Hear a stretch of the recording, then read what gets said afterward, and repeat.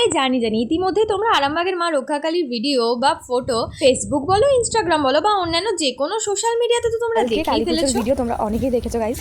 তো আমি কোনোদিনই আগের দিন যাই না। তো এখন আমি বেরিয়ে গেছি, এখন ঘড়িতে 6টা। এখন আমি, মা আর পিসিমণি আসছে, আমরা যাচ্ছি এখন ঠাকুর কি বুঝতে পেরেছো তো? তাহলে আজকের ভিডিওটা হতে চলেছে একটু অন্যরকম।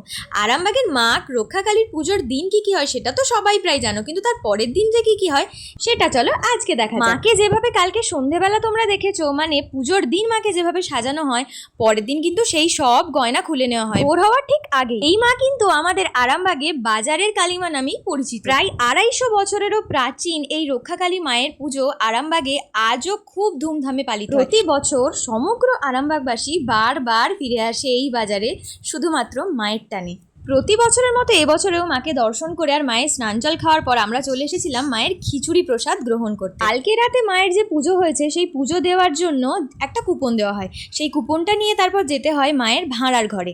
এই যে দেখতে পাচ্ছ, এটা হচ্ছে মায়ের ভাঁড়ার ঘর। এখান থেকেই নিয়ে নিয়েছিলাম কালকের মায়ের পুজোর প্রসাদ। এটাই হচ্ছে আরামবাগের পুরাতন বাজার, যা প্রায় অনেক দিনের। তাই আমরাও চলে গিয়েছিলাম কি কি বাজার বসেছে সেগুলো দেখার জন্য। দেখতেই পাচ্ছ বাজার ভর্তি কত সবজি নিয়ে সবাই বসেছেন। সবজিগুলোকে উপেক্ষা করে আমরা চলে গেলাম মাছ বাজারের দিকে। আর এটাই হচ্ছে বাঁধের ওপরে বসা সেই মাছ। আর এখান থেকে খুব সুন্দরভাবে দেখা যায় দ্বারকেশ্বর নদী, যা গরমকালে শুকিয়ে থাকলেও বর্ষাকালে বেশ ফুলে ফেপে ওঠে। তবে আজকে বাজারে কোনো সবজি কাকু বা কাকিমা কিংবা মাছ কাকুরা সেরকম বসেনি, নাহলে এই বাঁধের ওপরটা পুরোটাই ভর্তি থাকে মাছে, কারণ এখানে বিভিন্ন কাকু কাকিমারা মাছ নিয়ে বসেন।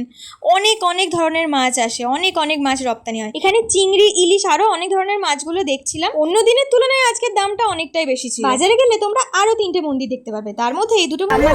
এখন ঠাকুর দর্শন হয়ে গেছে আর প্রণাম করা হয়ে গেছে। এরপর আমরা যাবো সত্যনারায়ণ মিষ্টি দোকানে, যেখানে হচ্ছে আমাদের একটু প্রসাদ নেওয়ার ব্যাপার আছে। তারপরেই আমরা সোজা যাবো হাঁটতে হাঁটতে বাড়ি। যাওয়ার পথে নিয়ে নিয়েছিলাম বাজার থেকে এই আমলকিগুলো। আর তোমরা তো জানোই আমলকি খাওয়া আমাদের শরীরের জন্য ঠিক কতটা ভালো। যাওয়ার সময় যে গেটটা দেখছিলাম সাজানো আছে, আসার সময় দেখো সেই গেটটাই দেখি খোলা। আর আসার পথে দেখতে পেলাম কত সুন্দর সুন্দর আনারসগুলো বিক্রি হচ্ছে। তারপর তো দেখলাম সত্যনারায়ণ মিষ্টান্ন ভান্ডার বন্ধ। আমরা একটুখানি অপেক্ষা করে গেলাম, যখন দোকান খুললো দেখলাম ঘড়িতে তখন 7। আর দোকান খুলতে না খুলতে দেখো কতটা লাইন পড়ে গেছে। প্রসাদটা নিয়ে নিলাম আর চলে এলাম বাড়ি। সবাই বলো জয় মা কালী।